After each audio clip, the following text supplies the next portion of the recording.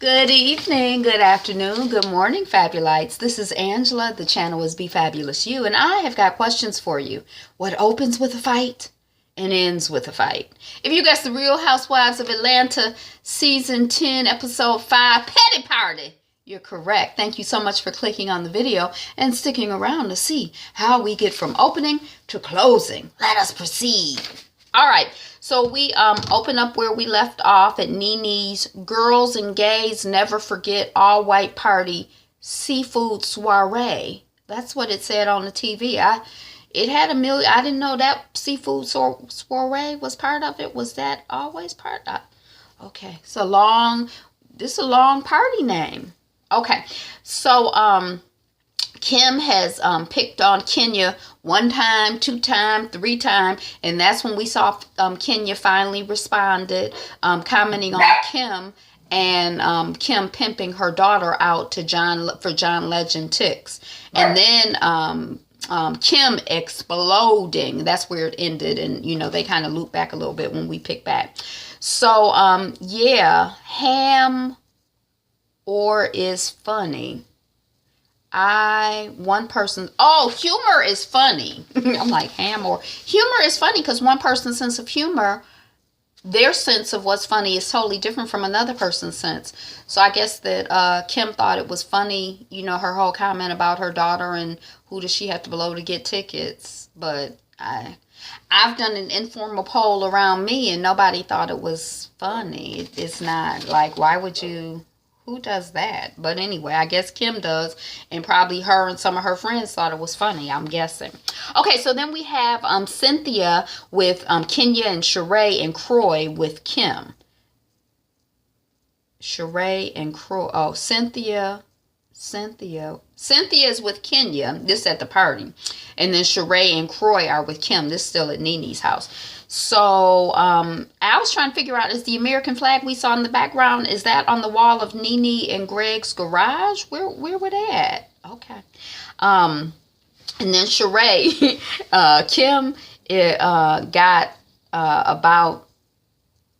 got about 17 kids. That's what Sheree said. Kim got about 17 kids. And those kids need their mama at home, not in jail. And then we hear Kim calling Kenya fat. I'm like, okay, huh? Okay, so then we're on to Portia. And with her wigs at home, we already knew she was with her wigs and her sister at home with Lauren.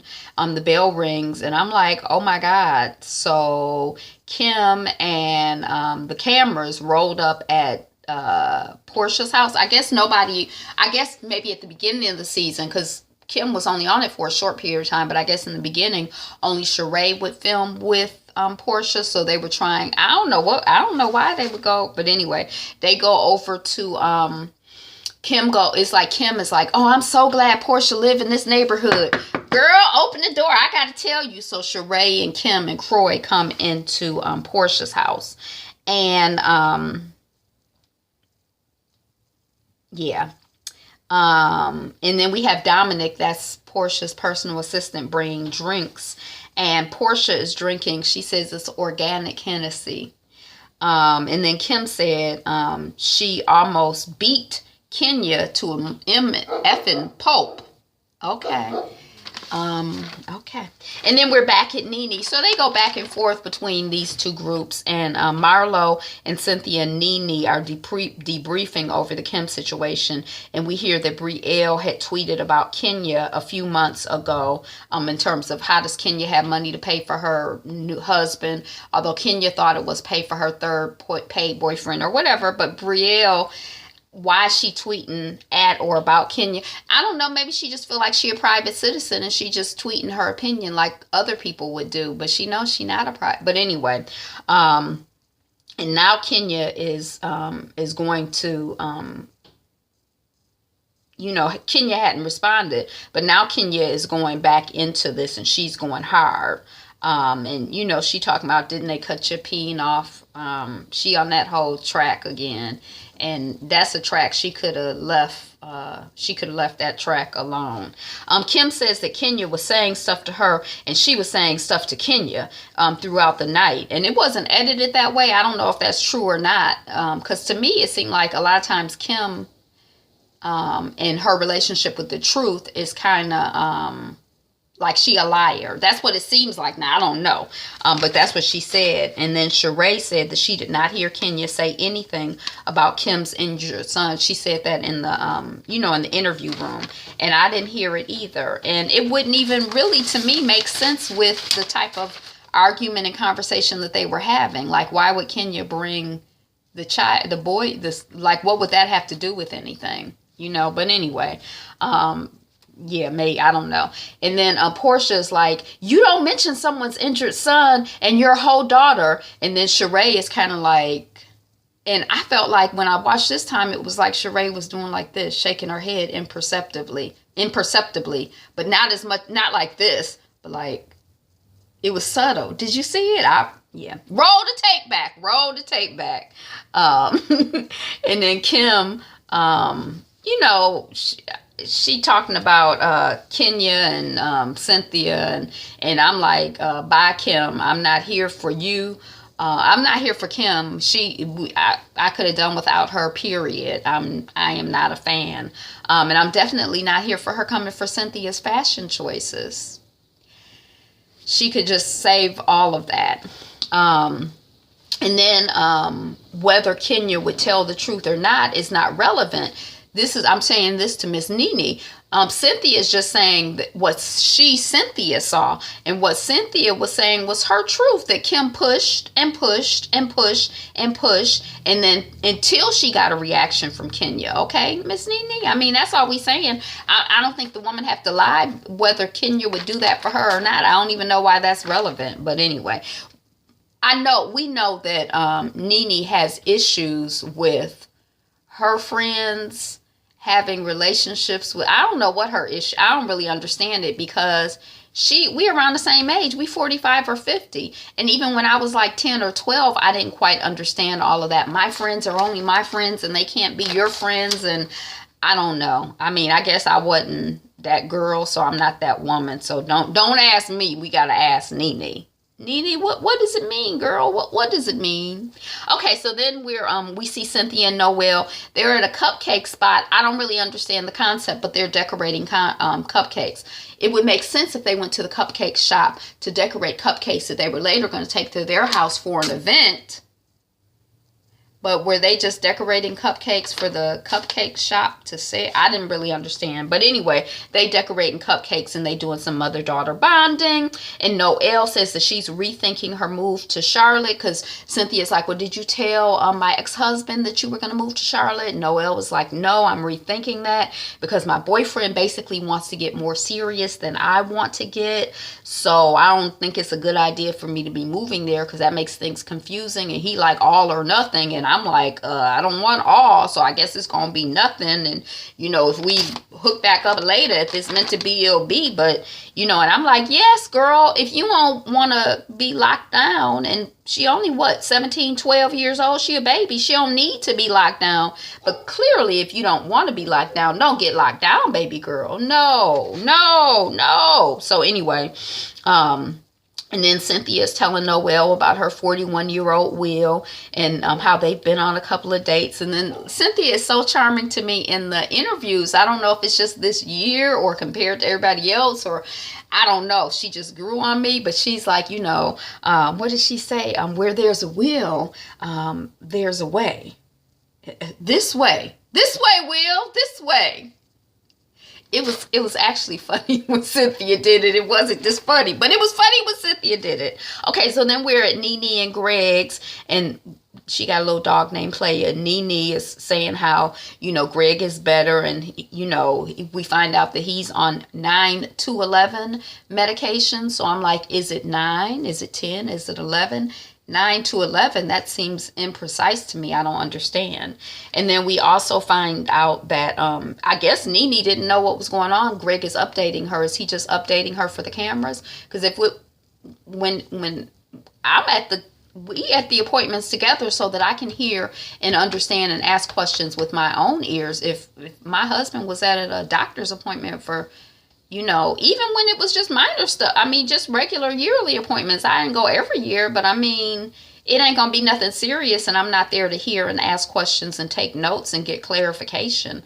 So, or maybe he's been going to so many doctor's appointments that she couldn't keep up, but I don't know what else she's doing, so let me just leave it at that. But anyway, they updating us, so I don't know if it's like a sincere update, like she really don't know what's up with her husband and his health, or if it's just for the cameras. But basically, he's giving her permission. They explaining why she going on a trip, the girls' trip to San Francisco, when her husband was just on his, we thought, deathbed. So then we see Kenya going over stuff for her grandmother's service. Her grandmother has passed away, and Cynthia comes with flowers, and it's her paternal grandmother, her dad's mom. She was 87 years old, so, rest in peace, grandmama of Kenya. And then these points, I just saw Kenya on Wendy Williams today, and so it's almost like word for word or point for point, the same talking points that she said on Wendy today, she said in this scene here. So it's kind of like, oh, I guess she basically has her story and she's, sticking to it. But that she's I don't even know if I wrote it down because I guess I had just heard it. But that, her grandmother adopted her when her mother wanted to give her up for adoption. Her grandmother was like, well, I'll take her. Don't give her up for adoption. That she had Alzheimer's, and she remembered Kenya, that she got a chance to meet Kenya's husband before she made her transition. And it was almost like when her grandmother met Kenya's husband, Mr. Daly, that Kenya's grandmother was like a relief, like someone is going to take care of Kenya, so now I can go. So before Cynthia leaves, they talk about Sheree's girlfriend trip, and Kenya doesn't know if she's going or not. And Cynthia is like, no pressure. We all want you to be there, but you and Mark, I know y'all just figure it out. Then we see Sheree telling her children about the San Francisco trip and the fact that her son would plan parties and stuff like that. Now, he doesn't come across as like that slick or that smart, to be taking pictures and leave, all of that. But hey, you can't tell on camera, can you? Then Cynthia and Will, and Will, she talking to him on the phone, I guess, and he's like, let me know what you're doing in the next week or two. Sir, do you need her itinerary for the next 2 weeks, or is there a specific day or time that you're asking her about? Because then she could check her calendar for availability on that day. But that generic, what are you doing in the next 2 or 3 weeks question, I guess I have to keep saying, if she likes him, I love him. Because I just see him occasionally. That's her boo, so hey. And then we see Portia. She's at the grocery store with Lauren, and Portia doesn't know if she should take a trip, being, a vegan for only 2 or 3 weeks. And, so they're like, I guess, shopping for food to take on the trip, or trying to get, and I get the impression that Lauren has been a vegan longer. Lauren shows Portia a beet, and Portia's like, well, what is that? Well, I don't want ugly food. And then Portia shows something, not Portia, Lauren shows Portia some packaged food. Lauren is like, oh, you like rosemary? And Portia's like, what is this? And then she's like, this is stupid. That's stupid. So, I don't know. I didn't really, yeah. I guess they could have really kept that scene for me, but I guess it shows that she's progressing in trying to eat better, but it's like her criteria. Okay, let me just stay focused. Okay, so then we have Marlo arriving at Nene's house, and they're planning Marlo's surprise drop-in on the San Francisco girls trip, since Marlo has to be in California anyway, she says, picking up a car, her new car. And then Nene has 2 closets. I love that window seat in the closet, but I love any window seat. I'm sitting on a window seat now. I love a window seat. And then Nene it is being jealous. Marlo asks her, are you being jealous of Cynthia? And Nene is like, well, Cynthia is with Kenya now. And I'm like, what does that mean? We already talked about it earlier. I don't understand. Okay, so then Nene with her drama. The door is closed, mimicking Portia. The door is closed. The door is closed. That was funny to me. The drama is real. The drama is real. The drama is real, Miss Nene. But anyway, she funny. Okay, so then we're at the airport. Cherie, Portia arrives. Candy ignores Portia. Portia's like, I guess she's not ready. And then Kim is not coming, we find out. And I'm like, it's not really a surprise because Kim don't really go on the girl trips, right? Didn't we? I must have skipped over that on my notes because I wrote it down. You know, I'm like, when has Kim ever, because she had all kinds of, they seem to be lies to me, but maybe they were stories. That's one of the things where I started like being like, ew, why she seemed like she lie a lot. I don't like that. But anyway, and it wasn't no redeeming value. Like, lies for what? But anyway, it's not a surprise to me. Cynthia arrives, then Nene and Kenya do eventually catch the flight. We find out San Francisco is cold. They're saying, yes, I have been in San Francisco at times when it's cold. I want to think, oh, it's California.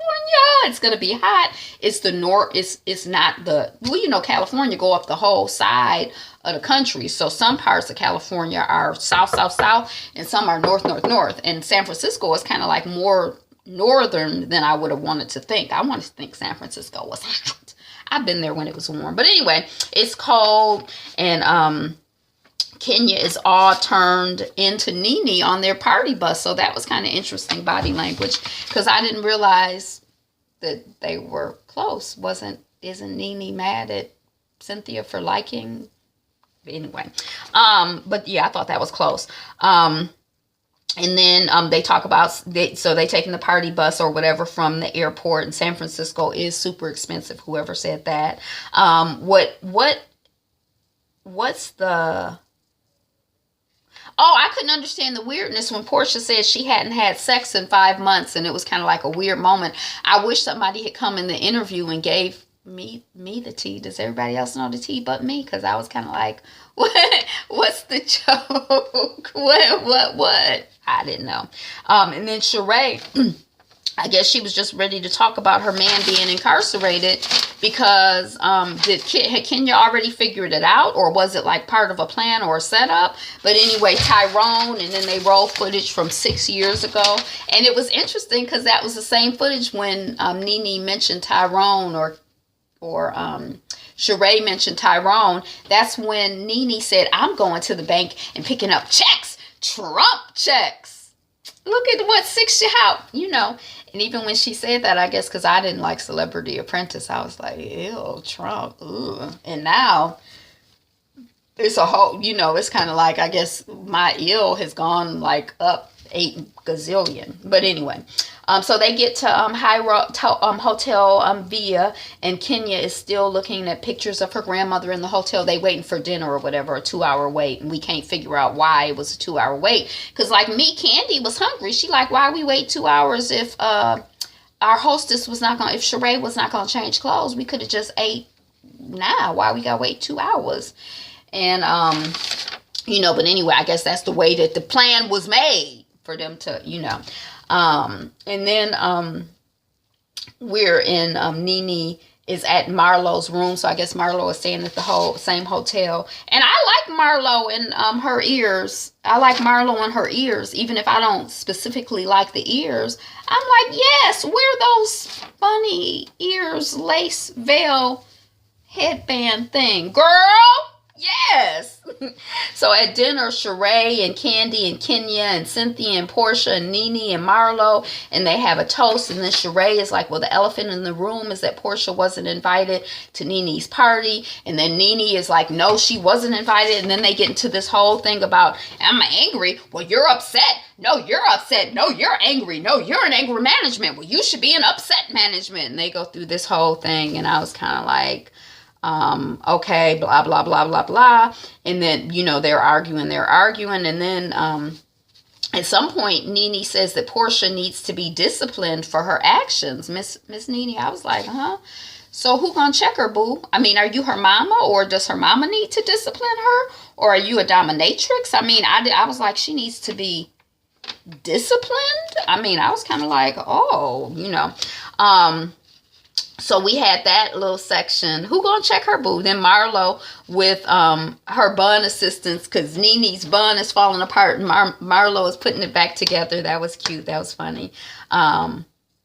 What did I say? And then they get into another loop, Nene and Portia. What did I say? Roll your tapes back. What did I say? Roll them back. What did I say? Roll them back. What did I say? Roll them back. And I get tired just listening to it. You see how tired I got just saying it. But anyway, and then we back to upset and angry and upset. And I don't know. I really don't know why Nene is in denial about the whole firation thing. I think that Nene should just Nene up and say, yes, I did say that you and your fraudulent friend should be fired. And what? That's what I think she should do. Instead of being like, I didn't call anyone to say you were going to be fired. I didn't write a letter to anyone to say you were going to be fired. I didn't send up smoke signals to say you should be fired. No, boo, but you implied that the child should be fired. So let's just, anyways, that's what you meant. So stand by it. Shoot, you ain't never been shy before. Don't be shy now. Then Marlo, it was interesting. She moved to sit kind of between Portia and Nene. I don't know if she was going, I don't know. And then we have Candy, and during all the chaos when Nene is like, I'm the only one who had your back. You know, it's like, it's all this chaos. And then Candy is like, I did also have her back, but whatever. And that's the end. They arguing and fighting and arguing. And did I miss the important part of the argument? It just sounded like a bunch of blah, blah, blah, blah. I'm Angela. The channel is Be Fabulous You. Thank you so much for clicking on the video again, for being a subscriber, for coming back. Welcome, welcome back. All of that other stuff. If you're not a subscriber, go ahead, subscribe. I need your help. Help a sister out. Help a sister out. We're working on getting to 200 subscribers. Share the video. Have a great day. Today is the best day ever. You're number one. You're the greatest. Be you. Be fabulous. Be fabulous. You. Be you. Be fabulous. Be fabulous. You. Be you. Be fabulous. Be fabulous. You. Be you.